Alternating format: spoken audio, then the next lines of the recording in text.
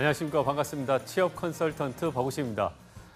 여러분 이제 본격적인 면접 시즌이 시작이 되었습니다. 이제 주요 기업들이 인적성 결과를 이제 발표하고 본격적인 면접이 이제 돌입하게 되었는데요. 여러분들 오늘 이 시간에는 어떻게 여러분들이 면접을 준비해야 면접에서 합격 가능성을 높일 수 있을 것인지에 대한 면접 유형부터 면접에 대한 준비 방법, 그다음에 이 면접에 대한 구체적 질문에 대한 답변법, 이런 내용들을 좀 살펴보는 시간을 좀 갖도록 하겠습니다. 지금 이제 면접, 인적성 시험 이제 합격자 발표가 나고 이제 면접을 준비해야 되는 시간이 사실 이 발표와 면접 시작 그 사이의 시간이 보통 짧으면 3, 4일, 길면 한 2주 정도, 그렇게 긴 시간이 사실 아니기 때문에 많은 이 면접을 준비하시는 분들이 어떻게 면접을 준비해야 될지, 어디서부터 시작을 해야 될지, 무엇을 준비해야 될지 굉장히 힘들어하고 고민을 많이 하는 경우를 상당히 많이 봤습니다. 저는 여러분들에게 오늘 이 시간을 통해서 그럼 면접을 통해서 기업은 어떤 부분들을 확인하려고 하는지 그 본질을 잘 이해하면 면접 준비 방법이 훨씬 더 수월해질 수 있다는 말씀을 꼭 드리고 싶고요. 그렇기 때문에 여러분들은 기업에서 면접을 통해서 어떤 부분들을 확인하려고 하는지를 정확하게 이해할 필요가 있습니다. 저는 이제 크게 보면 이 세 가지를 기업에서는 면접을 통해서 확인을 한다라고 말씀을 드릴 수 있을 것 같은데요. 첫 번째 보면 우리 회사 인재상이나 기업 문화와 이 지원자가 과연 얼마나 잘 적합하냐, 부합하냐, 이런 부분들을 면접을 통해서 자기소개서나 인적성 시험을 통해서 충분히 검증되지 못한 부분들을 최종적으로 면접을 통해서 이제 확인하는 것이죠. 그래서 이런 인재상이나 기업 문화에 잘 맞는지를 다양한 질문들을 통해서 이제 확인하는 겁니다. 그렇기 때문에 여러분들은 면접을 보시기 전에 반드시 내가 보는 이 기업의 인재상, 기업 문화가 어떤지, 이런 기업의 어떤 인재상이나 기업 문화를 스스로가 체화할 필요가 있습니다.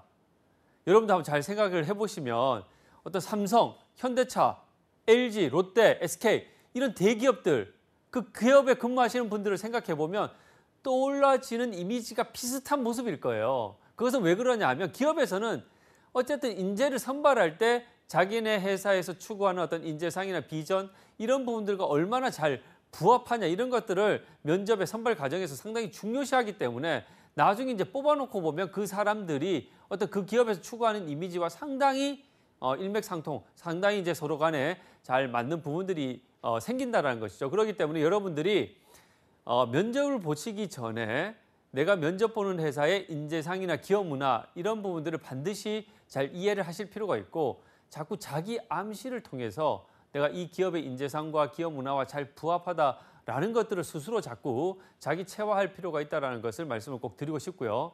그다음에 이제 두 번째 같은 경우에는 중요한 내용인데요.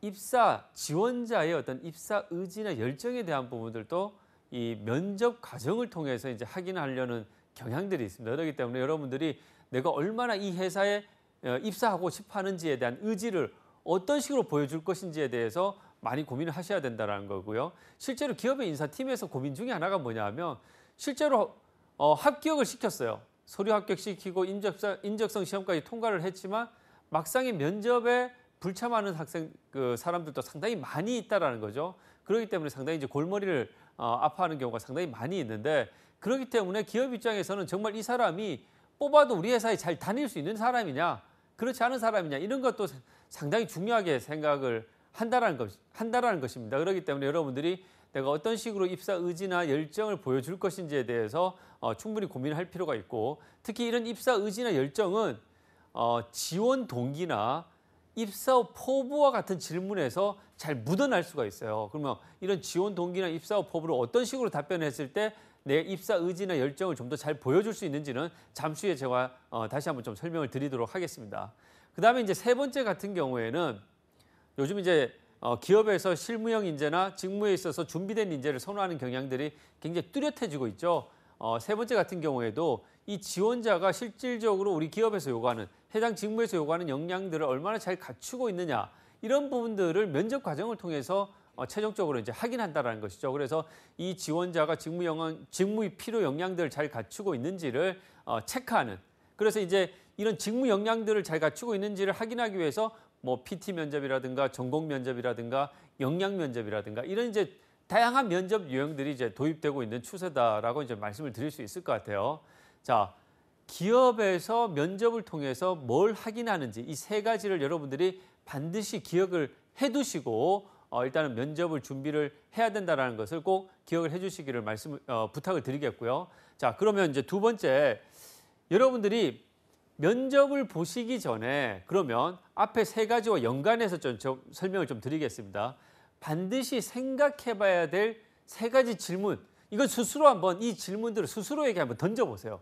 그러니까 이 질문들을 던져보고 내가 얼마나 내가 지원하는 기업에 대해서 스스로가 준비되어 있고 잘 알고 있는지를 스스로 자기 검증을 하는 시간을 한번 좀 가져볼 필요가 있는데요. 첫 번째, 여러분이 누구인지, 이거 왜 이런 질문을 하냐면요. 당연히 지원하는 기업의 어떤 인재상이나 기업 문화, 가치관, 기업에서 추구하는 경영 철학 이런 부분들과 내 자신, 나의 정체성이나 앞으로의 내 어떤 인생관, 직업관 이런 부분들과의 어떤 상호 관련성, 얼마나 잘 일치하는지 여부 이런 부분들을 당연히 생각을 해봐야 되기 때문에 내 자신이 어떤 사람인지에 대해서 스스로가 한번 질문을 던져볼 필요가 있다는 거 말씀을 드리고 싶습니다. 두 번째는 뭐냐면 동기부여가 되어 있는가. 이것은 아까 이제 앞에 질문, 앞에 기업에서 체크하는 체크 포인트와 좀 연결되는 부분들인데요. 아까도 제가 말씀을 드렸듯이 기업 입장에서는 최종 합격을 시켜도 회사를 오지 않는 그런 상황들이 이제 많이 연출되다 보니까 정말 우리 회사에 입사 의지나 열정이 있는 사람인지를 확인하고 싶어하는 그런 부분들, 그런 경향들이 굉장히 강하다는 것입니다. 그렇기 때문에 여러분들이 내가 이 기업, 이 직무에 정말 일할 준비가 되어 있는지, 정말 열심히 일할 그런 준비가 되어 있는지, 그런 부분들, 스스로의 동기부여가 되어 있는지, 오고자 하는 의지가 있는지 이런 부분들을 자기 검증하는 질문들을 한번 던져볼 필요가 있다는 것이죠. 그러면 이런 내 입사 의지나 열정들을 어떤 형태로 질문해서 답변을 할 것인지에 대한 고민들, 이런 부분들도 당연히 이제 생각을 해봐야 된다는 것입니다. 그다음에 이제 세 번째가 당신은 그 일을 할 수 있는가? 이것은 앞에 이제 그 직무 역량에 대한 부분들과 이제 같이 연결되는 질문이라고 말씀을 드릴 수가 있는데요. 지원자 여러분들이 지원하는 기업과 해당 직무에서 요구하는 역량을 제대로 이해하고 있느냐? 그 직무에서 요구하는 미션, 그 직무의 미션, 목표, 그다음에 그 직무가 어떤 일을 하는지, 직무 내용, 그다음에 그 직무에서 요구하는 역량을 크게 우리가 지식이나 기술적인 측면, 인성이나 태도적인 측면에서의 역량들을 잘 이해하고 있느냐, 그리고 그것을 내가 잘 갖추고 있느냐, 내 경험을 통해서 충분히 입증할 수 있느냐, 이런 부분들을 생각을 해보셔야 된다는 겁니다. 제가 많은 이제 취업 준비생들을 뭐 교육하고 컨설팅하는 일을 하고 있지만 직접 이제 면접을 지도하다 보면요, 정작 본인이 지원하는 직무에 대한 이해도가 상당히 낮은 경우를 많이 봅니다. 그러다 보니까 굉장히 질문에 있어가지고 답변들이 굉장히 추상적이거나 구체성이 결여된 이런 질문에 답변들을 하는 경우가 상당히 많이 있다라는 것이죠. 그래서 여러분들이 당신이 그 일에 대한 일을 할 수 있는가, 직무에 대해서 요구하는 역량들을 갖추고 있는가는 세 가지를 기본적으로 생각하셔야 되는 거예요. 첫 번째는 내가 지원하는 직무의 미션, 목표는 뭐냐, 조직 내에서 목표는 뭔지를 정확하게 이해를 하셔야 된다는 것이고요. 두 번째는 그 직무가 구체적으로 어떤 일을 하는지에 대해서 잘 이해를 하셔야 된다는 겁니다. 그 직무 내용이죠. 그다음에 세 번째 같은 경우에는 그 직무를 잘 수행하기 위해서 필요한 역량들을 내가 실질적으로 잘 갖추고 있느냐. 그 역량이라는 것은 그 업무를 잘 수행하기 위해서 필요시 되는 지식이나 기술, 인성, 태도적인 측면의 요소들을 내가 얼마나 잘 갖추고 있느냐를 잘 이해할 필요가 있고, 이것을 내 경험을 통해서 입증을 할 수 있어야 된다는 겁니다. 그래서 여러분들이 이 세 가지 질문을 면접을 준비하시기 전에 자기 검증 차원에서 스스로에게 한번 던져보시라는 거 제가 꼭 말씀을 드리고 싶습니다. 그래서 내가 이 질문들에 얼마나 잘 답변할 수 있고 준비가 되어 있는지를 한번 자기 검증을 꼭 해봐야 된다는 걸 말씀을 드리고 싶습니다. 자, 그럼 지금부터요, 면접장에서 여러분들이 주의해야 될 사항들을 먼저 좀 짚고 넘어가도록 하겠습니다. 많은 학생들이 이런 사소한 부분들, 실수를 통해 가지고 첫 인상이나 첫 이미지를 안 좋게 이렇게 만드는 경우가 상당히 많이 있는데, 이런 부분은 절대 없어야 되겠죠. 그렇기 때문에 제가 지금 설명하는 10가지 면접 시에 주의해야 될 사항 10가지에 대해서 여러분들이 정확하게 숙지를 하시고 이런 부분들에 있어 가지고 실수가 없도록 하는 것이 중요하다라는 말씀을 꼭 드리고 싶습니다. 첫 번째는 면접장에 절대 지각을 하시면 안 됩니다. 최소 여러분들이 면접, 회사에서 몇 시까지 오세요라고 이제 알려주잖아요. 몇 시까지 오세요라고 하면 최소 30분 전에 면접장에 도착해 있는 것이 좋습니다. 제가 이제 기업에서 인사 업무를 하면 정말 면접 시간에 임박해서 헐레벌떡 뛰어드는 그런 지원자분들 많이 보거든요. 그러면 본인도 이게 뭔가 뛰어오다 보니까 뭔가 이렇게 잘 준비가 안 되고 먼저 숨도 가쁘고 면접관들 보기에도 저 사람은 어떻게 이렇게 중요한 시간을 이제 제대로 못 지키는가 이런 이제 생각을 할 수밖에 없기 때문에 당연히 이제 면접관들한테 좋은 이미지를 줄 수가 없겠죠. 그래서 이런 사소한 부분들. 그래서 저는 면접장에 가실 때에는 여러분들이 가급적이면 지하철을 이용하라고 얘기를 합니다. 물론 이제 서울 시내에 이제 있는 회사를 면접을 볼 때는 지하철을 이용. 왜냐하면 버스나 택시를 이용할 때는 이 서울 시내 교통을 예측하기가 상당히 힘듭니다. 갑자기 막힐 수도 있고 평소에는 뭐 30분 만에 갈 수 있는 거리가 뭐 도로의 어떤 사정에 따라 가지고 1시간이나 2시간 걸릴 수도 있거든요. 그렇기 때문에 정확하게 시간을 예측할 수 있는 지하철을 이용하셔서 면접장에 가시는 거, 그리고 면접 예정 시간보다 최소 30분 일찍 도착하시라는 거 꼭 명심해서 기억을 해주시기를 부탁을 드리겠습니다. 자, 두 번째는요. 여러분들 이런 것도 좀 흔하게 좀 사소하게 생각하시는 분들이 많이 계시는데요. 면접장 안에서는요. 같이 이제 뭐 면접 대기장 안에서 보면 같이 면접 준비하시는 분들하고 막 잡담하고 수다하고 크게 떠들고 이런 그 경우들을 저도 이제 많이 봤습니다. 하지만 그것이 결코 좋은 이미지나 인상을 줄 수는 없죠. 하기 때문에 여러분들은 뭐 카톡이나 뭐 통화라든가 문자 보내는 거 이런 어떤 이제 불필요한 행동을 하시기보다는 내가 면접장에서 어떻게 답변할지 한번 이미지, 그 면접장 안에서의 이미지를 떠올려 보면서 연상작용을 통해 가지고 실질적으로 면접 연습하는 시간으로 면접 대기장에서의 시간을 좀 보내는 것이 저는 실제 면접장에 들어가셨을 때 긴장감들을 훨씬 더 누그러뜨릴 수 있다고 생각합니다. 그렇기 때문에 이 면접 대기장에서 불필요하게 옆 사람과 잡담하거나 농담하거나 통화를 크게 하거나 이러한 부분들은 좀 반드시 주의하실 필요가 있고요. 면접 대기 시간 동안 내가 어떻게 면접 질문, 이런 질문이 왔을 때 어떻게 답변하겠다 이런 것들을 한번 다시 되돌아보면서 면접 답변들을 한번 시뮬레이션 해보면서 준비하는 시간으로 보내면 좋겠다라는 말씀을 꼭 드리고 싶고요. 세 번째 같은 경우에는 여러분들 이제 면접 대기장에서 기다리다가 뭐 화장실이나 이동 이런 것들을 이제 충분히 할 수가 있죠. 하지만 여러분들 반드시 기억하셔야 될 건 여러분들은 신입사원으로서 그 회사에 입사를 하기 위해서 면접에 온 거기 때문에 그 회사에서 마주치는 사람들한테 이 사람이 면접장에서 면접관으로 올 수 있다는 생각을 기본적으로 하는 것이 중요합니다. 그렇기 때문에 정중하게 웃는 표정으로 인사하는 거 굉장히 중요하고요. 실제로 화장실에서 면접관을 마주친 그런 경우도 많이 있습니다. 그래서 화장실 갔을 때에도 인사를 하시고 이런 부분들도 사소하게 생각할 수도 있지만은 여러분들의 이미지를 형성하는 데 상당히 중요한 역할을 한다는 거 꼭 기억을 했으면 좋겠습니다. 그다음에 이제 네 번째는 면접장에 실제로 들어갔을 때는 면접관의 이제 지시에 따라서 이제 여러분들이 행동을 하거나 인사를 하거나 하시면 됩니다. 그래서 면접장에 이제 들어가실 때도 정중하게 인사를 하시고 인사를 마친 다음에 면접관들이 앉으세요라고 이제 얘기를 하시면은 그때 감사합니다라고 이제 인사를 하신 다음에 이제 의자에 앉으면 되는 겁니다. 그렇기 때문에 여러분들이 그 안에 들어가서 뭐 이렇게 여러분 스스로가 자의적인 판단으로서 행동을 하기보다는 면접관의 지시에 따라서 이제 행동을 해야 된다는 생각을 좀 기본적으로 하시면 좋겠다라는 거 말씀을 드리고요.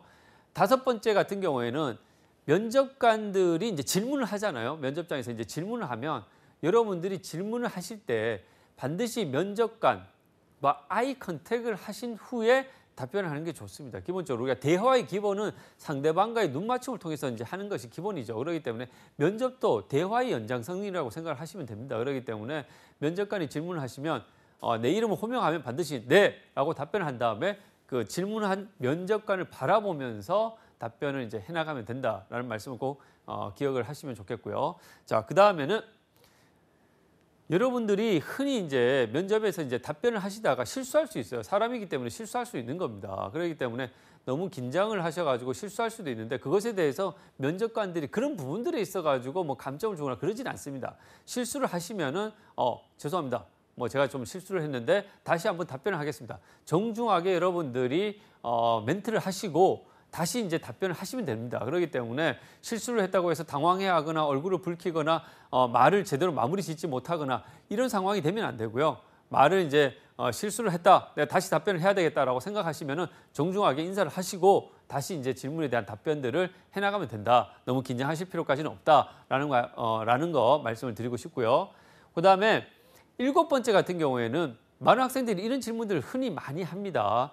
면접장에 여러 명이 들어가는 상황이 이제 있을 수 있잖아요. 그죠? 여러 명이 들어갔을 때 내가 이제 질문에 어떤 답을 하지 않고 다른 지원자가 답변을 할 때 그때 나는 시선 처리를 어떻게 해야 됩니까? 라고 이제 질문하는 경우가 많은데 그럴 경우에는 여러분들이 그 옆 사람 지원자들에게 뭐 불필요하게 쳐다보거나 뭐 이렇게 이제 행동하실 필요까지는 없으시고요. 내가 답변을 안 하는 상황일 때는 나는 그냥 정면의 한 지점을 좀 정하셔가지고 그걸 바라본다는 생각으로 정면을 이제 응시하면 될 것 같아요. 그렇기 때문에 불필요하게 옆에 쳐다보거나 땅 아래 바닥을 쳐다보거나 이런 이제 행동들은 좀 주의하실 필요가 있고 좀 안정감 있게 정면을 응시한다. 면접관을 바라보는 게 아니고 정면의 한 점, 내가 이제 임의의 한 점을 정해서 그 점을 바라본다는 생각으로 여러분들이 좀 계시면 된다라는 말씀을 좀 드리고 싶습니다. 그 다음에 8번째 같은 경우에는 여러분들이 이제 우리가 면접을 답변하면 여러분들이 어떤 경험을 기반으로 해서 답변을 하는 상황들이 상당히 많이 있죠. 근데 이제 흔히 하는 실수 중에 하나가 뭐냐면 이게 남 탓을 하거나 상대방을 험담하는 식으로 답변을 하는 경우가 가끔 있어요. 이제 자기를 좀 더 부각을 시키기 위해서 그런 식으로 이제 답변하는 경우가 흔히 있는데 결코 바람직하지 않은 그런 답변이라고 말씀을 드리고 싶고요. 그래서 여러분들이 어떤 경험을 기반으로 답변하실 때 상대방을 비난, 험담하는 그런 내용들의 답변들은 좀 주의를 하실 필요가 있다. 그런 것들 좀 기억을 하시면 좋겠다는 거 말씀을 드리고요. 그다음에 이제 9번째 같은 경우에는 일단 기본적으로 여러분들이 면접에서 답변의 길이가 너무 길어지거나 다 장황해지면요. 면접관들이 굉장히 지루해 합니다. 그러니까 면접관들도 인간이기 때문에 계속 여러 명의 지원자들을 면접을 보다 보면 지칩니다. 그러니까 또 했던 얘기들 또 듣고 계속 반복적으로 듣다 보면 상당히 지루해하고 집중력이 떨어져 합니다. 그렇기 때문에 여러분들이 답변을 하실 때에는 너무 장황하게 길게 한다라는 느낌이 아니라 좀 짧고 간결하게 한다라는 생각을 기본적으로 하시는 게 좋아요. 그래서 답변의 길이가 기본적으로 한 40에서 50초. 물론 이제 단답형으로 답변하실 경우는 더 짧아질 수는 있죠. 그런 경우는 이제 예외를 하더라도 기본적으로 4, 50초가 넘지 않은 그런 어떤 답변의 길이들을 좀 생각하시면 좋겠고요. 그렇게 이제 답변을 하시면은 궁금한 내용에 있어가지고는 면접관들이 추가 질문을 합니다. 그렇기 때문에 내가 이제 답변하는 부분들에 한 번 이제 질문을 받았을 때 그 답변 내용 속에 내가 하고자 하는 모든 내용을 다 담아야 되겠다. 이런 식으로 좀 생각을 안 하셨으면 좋겠다. 면접관들이 궁금한 내용에 있어서는 추가적인 질문을 하기 때문에 좀 더 간결하고 좀 더 간결하면서도 좀 단답형, 너무 길지 않게 그렇게 이제 답변을 한다라는 좀 생각으로 답변을 하시면 좋겠다는 말씀을 좀 드리고요. 마지막으로는 좀 민감할 수 있어요. 여러분들이 이제 경력직이 아니고 신입직이기 때문에 회사에서 혹시 뭐 희망 연봉에 대해서 이제 물어볼 경우가 있는데요. 제가 이제 왜 이런 말씀을 드리냐, 왜 이제 희망 연봉에 대해서 물어보면 여러분들이 구체적 액수를 얘기하기보다는 그냥 회사 내규를 따르겠습니다라고 얘기하는 것이 좀 무난하다라는 겁니다. 왜 제가 이렇게 말씀을 드리냐 하면요.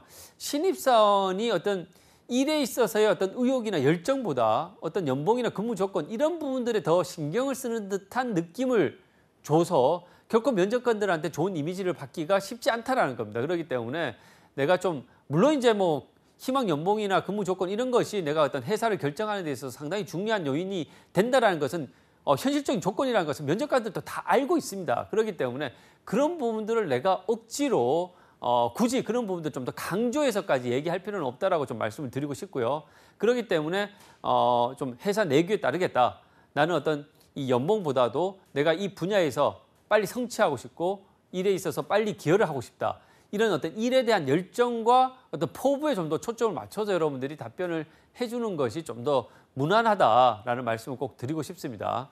자, 제가 지금 면접장에서 여러분들이 좀 주의해야 될 사항 10가지를 기본적인 사항들 10가지를 좀 말씀을 드렸는데요. 이런 부분들 여러분들이 좀 사소하게 좀 생각하실 수도 있는데 꼭 기억을 해 주셔야 여러분들이 좀 좋은 이미지를 형성하는데 좀 좋은 이미지를 형성하는데 도움이 된다는 말씀을 꼭 드리고 싶습니다.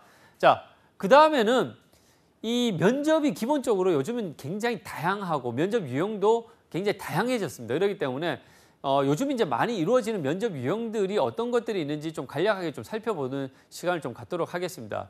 제가 이제 과거에 직장 생활을 할 때나 제가 이제 회사에 입사할 때만 해도 기본적으로 면접 유형이 굉장히 단순하고 간단했습니다. 인성 중심의 면접, 그것도 뭐 1차, 2차 요 정도의 면접으로서 합격과 불합격이 이제 갈라지는 경우가 상당히 많았는데요. 최근에는 뭐 토론 면접이다, 역량 면접이다, PT 면접이다, 다양한 면접 유형들이 이제 도입이 되고 있다는 것이죠. 그래서 그런 면접 유형에 대한 기본적 이해를 좀 하실 필요가 있고, 각 면접 유형에 대해서 어떤 식의 좀 준비들이 필요한지에 대해서 여러분들이 좀 생각을 하실 필요가 있다는 말씀을 좀 드리고 싶습니다. 자, 첫 번째는 이런 토론 면접, 시사 이슈에 대한 찬반 토론 면접을 하는 회사들이 종종 있습니다. 그러면 이런 이 시사 이슈에 대한 찬반 토론 면접을 할 경우에는 여러분들이 기본적으로 어떤 식으로 준비하고 대비를 해야 될지에 대해서 좀 말씀을 드리면요. 이런 토론 면접 같은 경우에 여러분들이 어쨌든 최근에 시사와 관련돼서 이슈가 됐던 내용들을 한번 쭉 검색을 좀 해볼 필요가 있어요. 여러분들이 네이버에서 시사 이슈 찬반 토론이라고 검색을 하시면 최근에 시사 이슈들이 뭐가 있는지가 쭉 뜹니다. 그렇기 때문에 그런 내용들을 한번 쭉 정리를 해보시고 가는 것이 좀 필요하고요. 어쨌든 이런 토론 면접을 하는 이유는 분명합니다. 기업 입장에서는 이 지원자가 어떤 주제에 대해서 제대로 이해하고 있느냐, 자기 이해하는 내용들을 제대로 표현하느냐, 그다음에 이제 표현의 방법이 논리적이냐, 그다음에 토론에 임하는 태도나 자세, 매너, 이런 부분들을 종합적으로 보기 위해서 이제 토론 면접을 하는 경우가 상당히 많이 있죠. 그래서 여러분들이 기본적으로 이 기업에서 이 토론 면접을 통해서 어떤 부분들을 체크를 하는지에 대한 이해를 좀 하고 가실 필요가 있다는 말씀을 좀 드리고요. 먼저 이런 토론 면접의 진행 특징을 보면 크게 보면 이게 여러 명이 들어가죠. 토론 면접이기 때문에 최소 뭐 한 5명에서 8명 정도 인원이 들어가서 회사에서 찬성과 반대를 구분해 주기도 하고요. 아니면 본인들이 찬성과 반대를 결정해서 구분해 주기도 합니다. 일반적으로는 회사에서 임의적으로 찬반을 구분해 주는 경우가 좀 일반적인 형태다라고 좀 말씀을 드릴 수가 있을 것 같아요.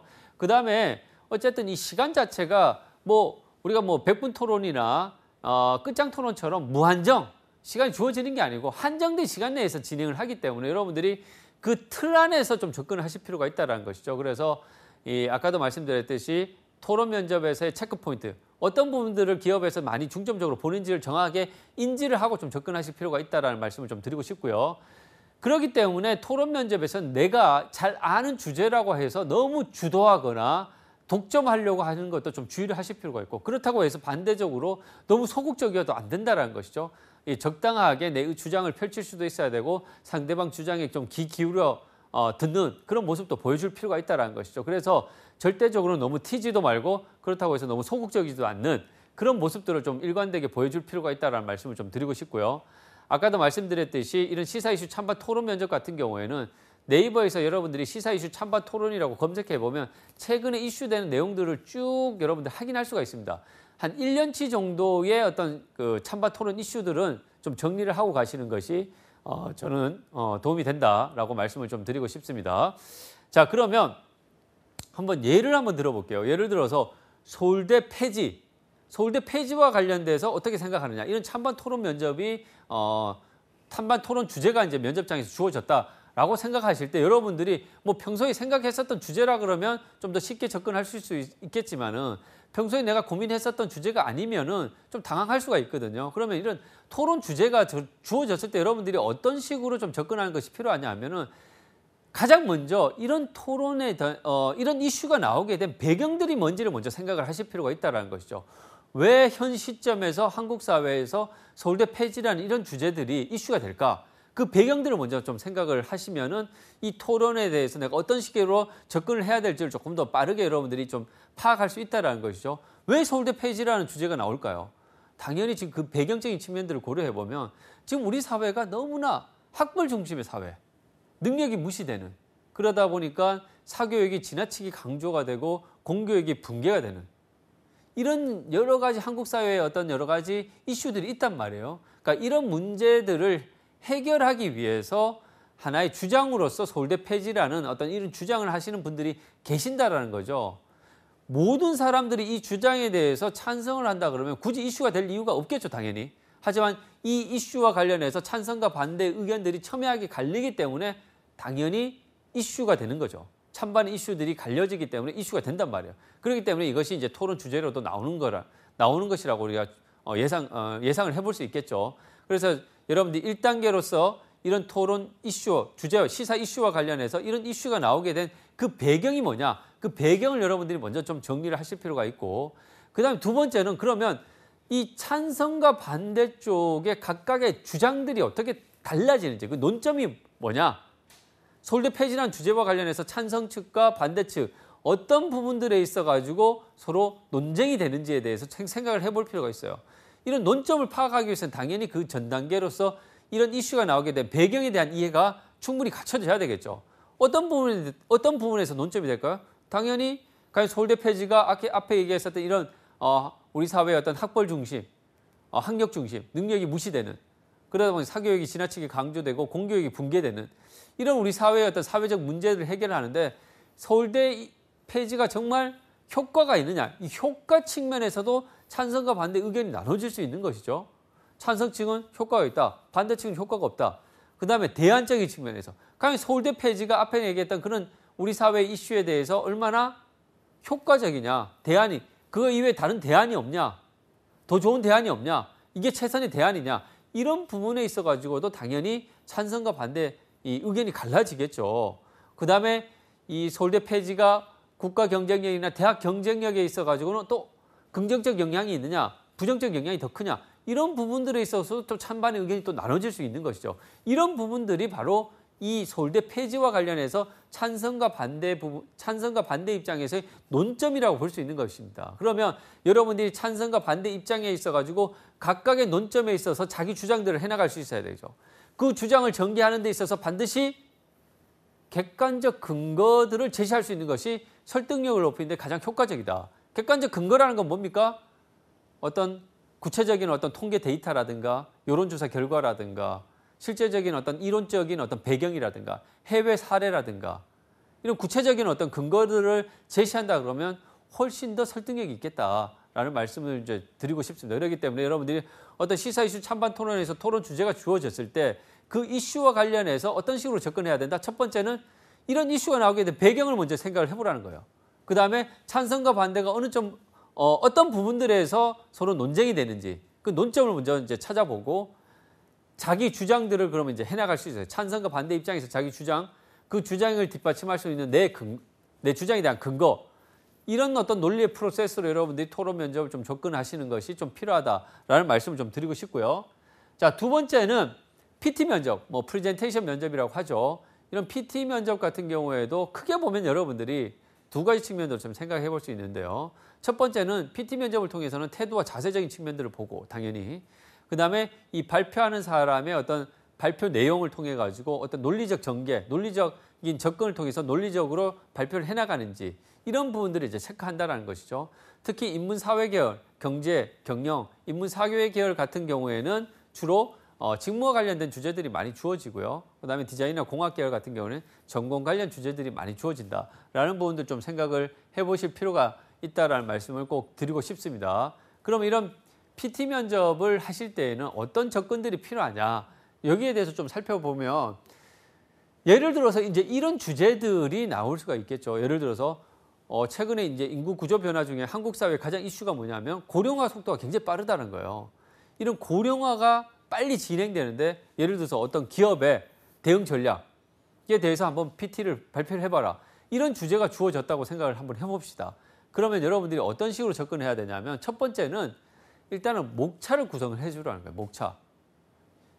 제가 여기 이제 예시로 이제 목차를 3단계 구성으로 해서 목차를 이제 제시를 했는데 이런 대응 전략을 제시하라는 어떤 이런 주제와 관련해서는 무난하게 3단계 목차를 구성해 주는 것이 가장 무난하다. 첫 번째는 뭡니까? 현황에 대한 분석이 돼야 되겠죠.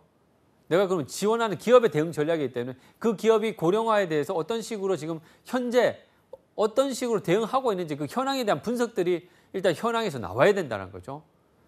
그 다음에 두 번째는 그러면 이런 현황에 대한 분석을 기반으로 해서 내가 지원하는 이 기업에서는 어떤 고령화에 대한 대응 전략들이 필요한지에 대한 전략에 대한 부분들에 대한 구체적 자기의 생각들을 언급을 해 주셔야 되고 그 마지막으로 반드시 해 주셔야 될 것은 그런 전략을 취했을 때 그 기업이 얻을 수 있는 효과가 뭐냐. 기업 입장에서는 반드시 어떤 전략이나 정책을 취했을 때 그에 따른 효과가 충분히 검증되거나 입증되지 않으면 섣불리 투자를 하지 않겠죠, 당연히. 그렇기 때문에 여러분들이 어떤 전략이나 정책에 대한 어떤 자기 주장을 할 때 그에 따른 기대 효과에 대한 부분들을 반드시 같이 설명을 해줘야만이 좀 더 설득력 있게 내용을 전개할 수 있다는 말씀을 꼭 드리고 싶고요. 그렇기 때문에 이런 주제가 나왔을 때 첫 번째는 뭘 하라? 목차를 구성해라. 두 번째는 뭘 해라? 그러면 현황에 대한 분석을 할 때 그냥 어떻게 분석을 할 거예요? 무턱대고 분석할 수는 없잖아요. 주먹구구시로 분석할 수 없단 말이에요. 이럴 때 여러분들이 프레임워크, 그러니까 기업의 어떤 경영 상황들을 분석할 때 우리가 많이 쓰는 그런 프레임워크 틀을 가지고 이 현황을 좀 분석할 수 있다는 것이죠. 이 프레임워크의 대표적인 예가 이제 뭐 수업 분석이라든가 이런 것들이 있죠. 그러니까 이런 프레임워크를 통해 가지고 여러분들이 현황을 좀 분석하는 것도 좀 더 이 사람이 어떤 문제 해결을 위해서 좀 논리적으로 접근한다라는 어떤 인상과 이미지를 줄 수 있다는 것이죠. 그래서 여러분들이 이런 부분들 좀 기억을 하시면 좋겠다라는 말씀을 좀 드리고 싶고요. 자, 그러면 이런 이제 프레임워크에 대해서 제가 말씀을 드렸잖아요. 그래서 이제 여러분들이 이런 기본적인 경영학 전공하시지 않으신 분들은 이런 기본적 프레임워크에 대한 이해들이 좀 부족할 거라고 생각을 하는데요. 여러분들이 제가 여기서 좀 언급하는 프레임워크들은 기본적으로 좀 생각을 해 주시는 것이 좋습니다. 첫 번째, 이게 패스트 분석이라는 것은 뭐냐면 기업의 외부 환경들을 분석하는 프레임워크예요. 패스트의 P가 뭐냐면 정치, E가 경제, S가 사회, T가 기술적.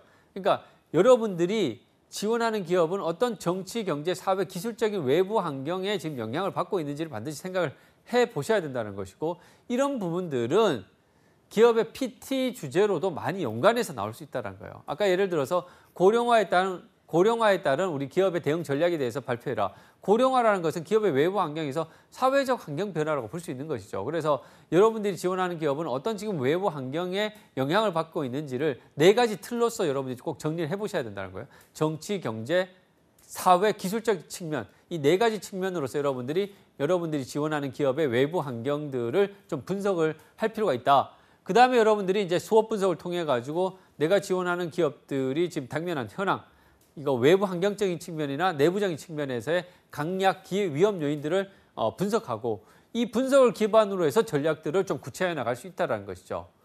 그다음에 이제 밸류체인이라는 것은 내부적 관점에서의 강약점들을 좀 이해를 하는 것이 필요하다는 거고요. 5포스 모델이라는 것은 여러분이 산업을 분석하는 그런 분석 틀인데요. 이 공급자의 교섭력, 구매자의 교섭력, 대체제, 산업 내 경쟁 강도, 그다음에 이 잠재적 진입 장벽, 이 5가지 요소로서 그 산업의 어떤 매력도를 좀 분석하는 그런 이제 프레임워크라고 볼 수 있습니다. 그 다음에 이제 뭐 BCG 매트리스나 3C, SDP, 4P 같은 마케팅 전략들을 구체화하는 때 효과적으로 활용되는 그런 이제 프레임워크들도 여러분들이 좀 기억을 해주시면 좋겠다라는 말씀을 드리고요. 그 다음에 이제 미시나 로직트리 개념들은 아까 말씀드렸듯이 어떤 우리가 원인을 찾거나 해결 방안들을 구체화하는 데 좀 효과적인 그런 개념이에요. 이런 것도 좀 기억하시면 좋은데, 자, 우리가 이 미시라는 개념은 조금 제가 간단하게 좀 설명을 드리면요. 예를 들어서 제가 여기 개념을 좀 설명을 해놨잖아요. 우리가 둥근 원이 있어요. 여러분들 둥근 원이 화면에 좀 보이실 건데, 이 둥근 원이 지금 A와 B와 C로 지금 구분되어 있죠. 그러니까 우리가 이제 둥근 원 전체를 이게 A와 B와 C로 구분하듯이 중복되지 않고 A와 B와 C의 합은 전체 둥근 원이라는 거예요. 그러니까 A와 B와 C가 중복과 누락이 되지 않게 여러분들이 부분으로서 전체를 좀 사고 접근을 해보라는 그런 이제 개념입니다. 그래서 여러분들이 어떤 예를 들어서 내가 취업을 자꾸 실패한다. 그 실패한 이유를 찾고 싶다.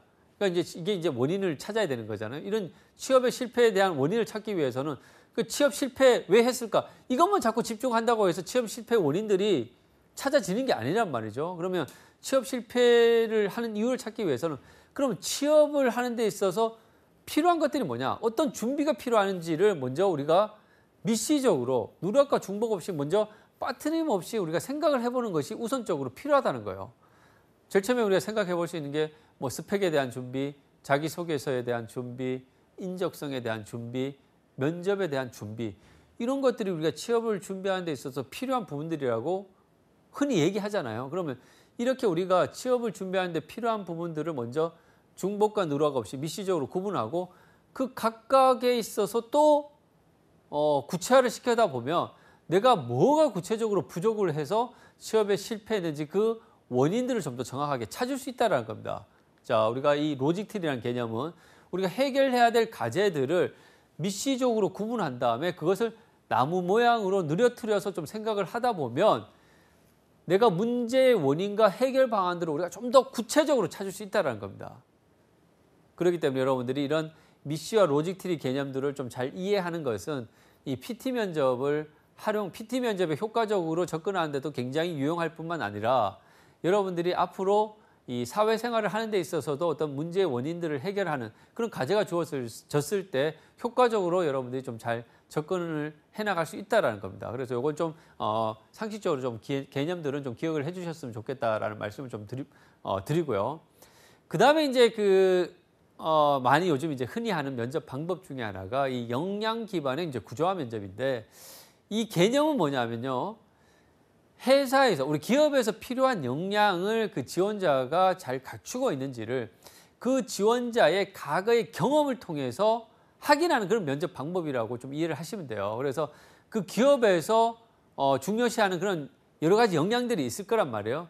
그러니까 그런 역량들을 이 지원자가 실제로 잘 갖추고 있는지를 다양한 경험들을 확인하는 질문지를 던짐으로써 그 지원자가 필요 역량들을 잘 갖추고 있는지를 점검하는, 확인하는 그런 면접 방법이 이런 역량 기반의 구조화 면접인데 이런 역량 기반의 구조화 면접들을 잘 대응하기 위해서는 여러분들이 첫 번째 뭘 해야 되냐면 여러분들이 지금까지 어떤 경험들을 해왔는지에 대한 경험의 정리들이 일단 기본적으로 필요하고요. 그 다음에 역량 기반 구조화 면접과 관련해서 흔히 물어보는 질문들이 있어요. 이거 이제 여러분들이 NCS에서 보면 이 직업 기초 역량들이 10가지 요소들이 있는데 그 직업 기초 역량들이 뭐 의사소통력, 대인 관계 능력, 이제 직업 기초 역량들이 한 10가지들이 있습니다.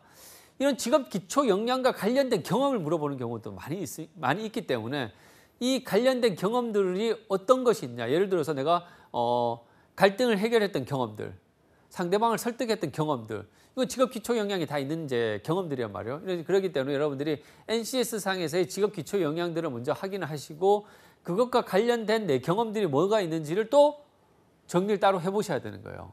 아까도 말씀드렸듯이 뭐 예를 들어서 갈등을 해결했던 경험, 상대방을 설득했던 경험, 창의적으로 문제를 해결했던 경험, 이런 이제 경험들을 또 따로 내가 이런 경험과 관련해서 이런 질문들을 받았을 때 내가 어떤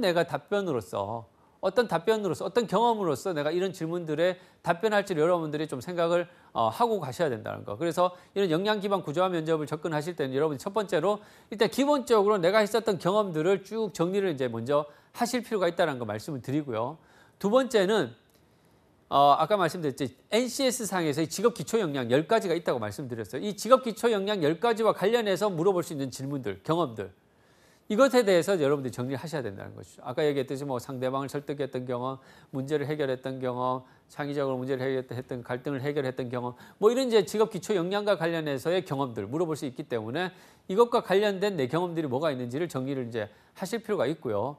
그리고 이런 이제 그 역량 기반의 구조화 면접에서의 답변법들은 기본적으로 여러분들이 그 스타 구조에 기반해서 답변을 하는 것이 중요하다는 거예요. 스타 구조라는 게 뭐라고 있습니까? 여러분들이 이 S가 구체적인 상황들, T가 이제 과제, A가 행동, T가 이제 결과잖아요. 그래서 여러분들이 이런 이 스타 구조를 기본적으로 이해하는 그 바탕 위에서 이 답변을 이제 하실 필요가 있다는 걸 말씀을 드리고요. 어쨌든 이 역량 기반 구조화 면접은 굉장히 꼬리에 꼬리를 무는 질문들을 계속적으로 하기 때문에 여러분들이 내가 했었던 경험들의 굉장히 구체적인 상황까지도 여러분들이 반드시 정리를 해놓고 가실 필요가 있다는 걸 좀 말씀을 드립니다. 그 다음에 두 번째는 각 경험들에 있어서 한 가지 사례들만 여러분들이 생각을 하지 마시고 예를 들어서 여러분들이 면접관이 당신이 창의적으로 문제를 해결했던 경험에 대해서 한번 질문을 하면 이런 질문들에 대해서 어떤 한 가지 경험만 좀 준비하지 마시고요. 최소 2가지 경험 정도는 준비를 해놓을 필요가 있다라는 걸 말씀을 드립니다. 왜냐하면 면접관들이 그 질문에 대한 답변을 듣고 다른 경험이 있으면 얘기해 보세요. 이렇게 또 물어보는 경우가 상당히 많이 있습니다. 그렇기 때문에 어떤 한 가지 경험만 준비하지 말고 그 경험과 관련해서 다른 사례들을 반드시 준비를 같이 좀 해놓으라는 거 좀 말씀을 드리고 싶습니다. 이런 것들 여러분 기억을 해주시면 좀 좋겠다는 거 말씀을 드리고요.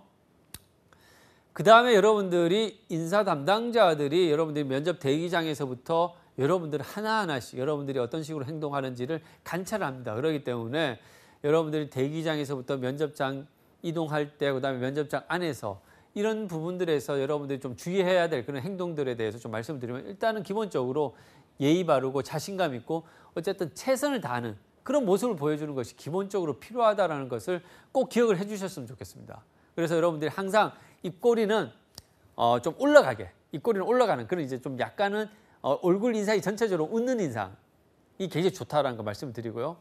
항상 이동시나 면접장에서 들어갔을 때 인사, 목소리 같은 경우에도 조금 더 자신감 있게, 안녕하십니까? 좀 자신감 있게. 약간 여러분들 신입사원의 답변법들은 단어 끝에 강세를 주고 좀 올려주는 느낌으로 답변을 하는 게 좋아요.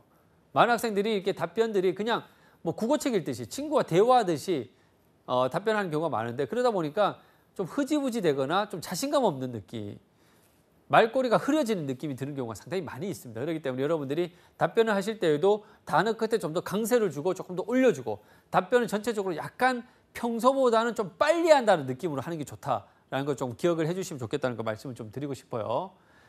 그래서 이런 부분들 여러분들 좀 신경을 쓰셔야 된다라는 것을 말씀을 드리고, 면접장에서 면접이 끝났을 때, 그리고 그 회사에서 벗어날 때 그 순간까지도 면접이 끝난 게 아닙니다. 그렇기 때문에 끝나는 순간까지 최선을 다한다는 그런 마음가짐과 태도를 반드시 기억하실 필요가 있다는 거 말씀을 좀 드리고 싶어요. 자, 그러면 여러분들이 면접을 준비하는 데 있어서 좀 구체적 준비 방법들을 좀 생각을 좀 해봐야 되는데, 면접을 가장 어려워하는 친구들의 공통점이 뭐냐면은 이 면접 준비 방법들에 있어서 면접 질문들을 어떻게 어떤 질문들이 나올지에 대해서 생각을 안 해보고 면접을 준비를 하다 보니까 상당히 이제 어려워하고 힘들어하는 경우가 많은데, 저는 여러분들이 면접을 가장 효과적으로 준비할 수 있는 방법 중에 하나가 뭐냐면, 면접에서 나올 수 있는 질문들을 미리 우리가 좀 생각을 해보자는 거예요. 뭐 기출 문제도 있고 기출 질문들도 있을 테고 기본적으로 공통적으로 물어보는 질문들이 있잖아요. 면접장에서 신입사원 면접에서 물어볼 수 있는 질문들이 사실상 뻔하기 때문에 우리가 그런 부분들에 있어서 답변들을 미리 좀 생각을 하고 가는 것이 좀 필요하다라는 말씀을 좀 드리고 싶습니다. 그래서 그런 질문들의 예상 질문들에 대한 내 답변들을 미리 좀 정리를 해놓으면 훨씬 더 자신감이 생깁니다. 그리고 그런 답변들에 대해서 미리 좀 말로써 소리내서 답변 연습을 하는 것도 좀 반복적으로 좀 하고 가시는 것이 훨씬 더 효과적이다라는 말씀을 좀 드리고 싶고요. 기본적으로 지원 기업이나 산업 직무 전공 인성 시사와 관련해서 기출되었었던 그런 질문들은 좀 정리해서 내가 거기에 대해서 어떻게 답변할지를 좀 정리를 해놓는 것이 좀 필요하다는 거 말씀을 드리고요. 그다음에 이제 기업에 대한 기본적인 상황들, 산업과 직무, 내 전공에 대한 부분들과 관련해서 나올 수 있는 질문들, 이거 충분히 예상할 수 있죠. 여러분들이 이제 뭐 예를 들어서 이제 뭐 다양한 요즘에 이제 뭐 잘 돼 있기 때문에요. 자플랜이나 자코리아나 이런 이제 민간 사이트들이나 이런 데 가시면은 기출로 나왔었던 면접 질문들을 충분히 찾아볼 수 있거든요. 그런 부분들을 이런 이제 패턴으로서 이제 구분을 해가지고 답변들을 좀 정리하라는 거 말씀을 드리고 싶습니다. 그다음에 두 번째는 기본적으로 면접관들이 여러분들의 이력서나 자기소개서 내용과 관련해서 질문을 하는 부분들이 반드시 있겠죠. 그래서 여러분들이 이 내 이력서나 자기소개서 내용과 관련해서 내가 좀 약점이 될 수 있는 부분들, 그런 것은 반드시 이제 물어볼 수 있기 때문에 거기에 대한 답변들을 어떻게 할지에 대한 생각들을 반드시 이제 해놓을 필요가 있다는 것이고, 예를 들어서 뭐 학점이 낮은 경우 왜 학점이 낮냐? 당연히 물어볼 수 있죠. 그러니까 여기에 대한 답변들 생각해 봐야 되고, 뭐 군대를 혹시 남학생들 같은 경우 군대를 안 갔다 왔으면 왜 군대를 안 갔다 왔냐? 당연히 물어볼 수 있겠죠. 그런 부분들에 대해서 답변들을 당연히 좀 생각을 하고 가셔야 된다는 거 말씀을 드리고요. 뭐 어학이든 관련 자격증이든 이런 것들이 당연히 이제 뭐 유무와 관련해서 질문들을 물어볼 수 있기 때문에 그런 부분들에 대해서 답변들을 좀 생각할 필요가 있다는 것을 말씀을 드리고요.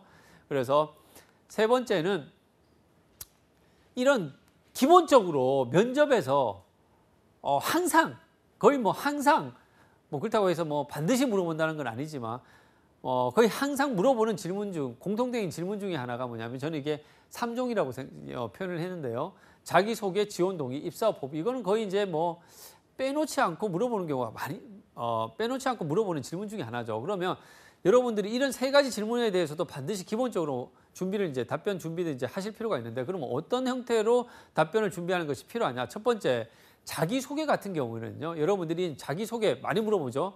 어떤 논리로서 여러분들이 자기소개를 하는 것이 가장 효과적이냐? 저는 뭐 여러 가지 방법이 있습니다. 꼭 제가 얘기하는 것이 정답이다 아니다. 이렇게 얘기 드릴 수 있는 것은 아니지만 여러분들이 자기소개를 통해 가지고 내가 이 지원하는 기업과 직무에 얼마나 잘 준비된 인재라는 것을 저는 가장 효과적으로 보여주는 방법 중에 하나가 자기소개에 대한 답변이라고 생각을 합니다. 그렇기 때문에 자기소개를 하실 때에는 여러분들이 지원하는 직무와 관련해서 그 직무에서 필요한 역량들을 내가 얼마나 잘 갖추고 있는지를 어필하는 형태로 여러분들이 답변을 준비하시면 좋겠다라는 말씀을 꼭 드립니다.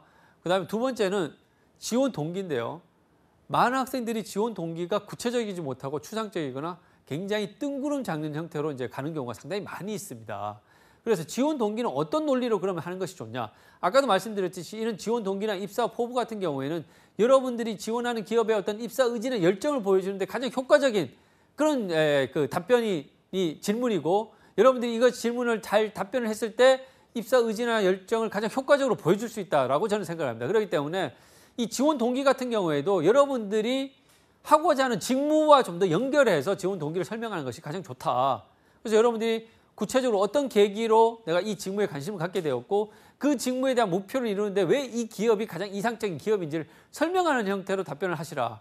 그러면 이 지원자가 해당 직무에 대해서 상당히 오랫동안 고민하고 준비했다라는 느낌을 가질 수가 있다는 것이고 그리고 그 직무에 대한 목표는 결국 사회에서 이루고자 하는 본인의 목표, 꿈이기 때문에 그런 꿈을 우리 회사에서 실현할 수 있다. 달리 얘기하면 우리 회사가 그 사람의 꿈을 실현하는 회사가 된다라고 볼 수 있는 거죠. 그렇기 때문에 확실한 로열티를 보여줄 수 있다. 이런 논리로 여러분들이 답변을 했을 때 그렇기 때문에 여러분들이 지원 동기를 답변을 하실 때에는 어떤 계기로 내가 직무에 대한 목표를 갖게 되었고 이런 내 직무에 대한 목표를 실현하는 데 있어서 왜 이 기업이 가장 이상적인 회사인지를 설명하는 형태로 좀 답변을 하시는 게 좋겠다라는 말씀을 드리고요. 그다음 입사 포부 같은 경우에도 많은 학생들이 입사 포부 얘기하라 그러면 굉장히 추상적으로 입사해서 열심히 배우겠습니다. 공부하겠습니다. 무슨 자격증 따겠습니다. 기업 입장에서는 전혀 매력적이지 못합니다. 그렇기 때문에 입사 포부 같은 경우에도 여러분들이 지원하는 직무와 관련해서 내가 구체적으로 뭘 기여하겠다, 뭘 개선하겠다, 효율성을 높이겠다, 생산성을 향상시키겠다. 직무와 연관된 구체적 얘기를 해주는 것이 훨씬 더 설득력이 있다라는 것을 꼭 기억했으면 좋겠다는 거 말씀을 드리고요.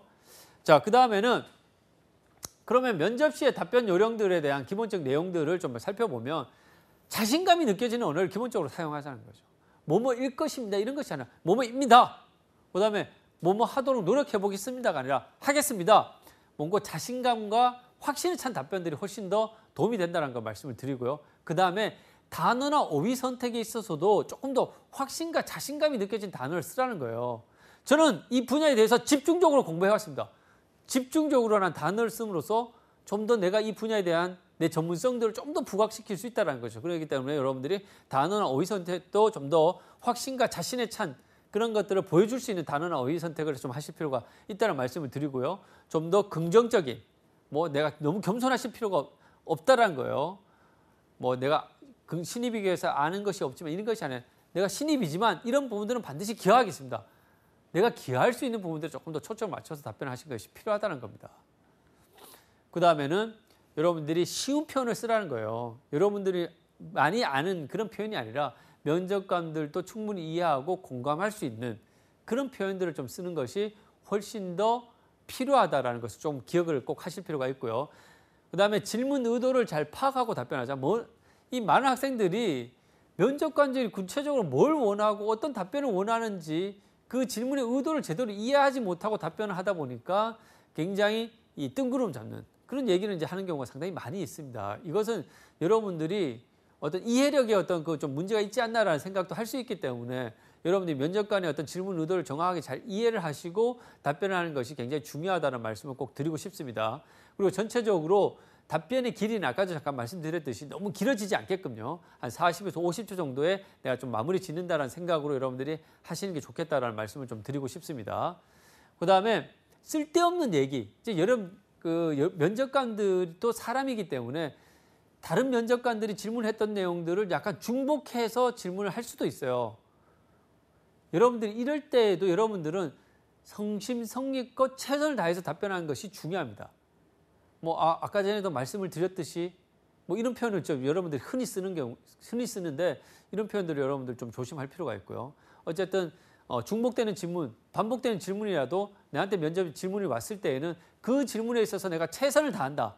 최선을 다해서 답변한다라는 어떤 그런 느낌과 인상을 반드시 줄 필요가 있기 때문에 여러분들이 그런 부분들이 좀 더 초점을 맞춰서 답변을 하실 필요가 있다는 거 말씀을 드리고요.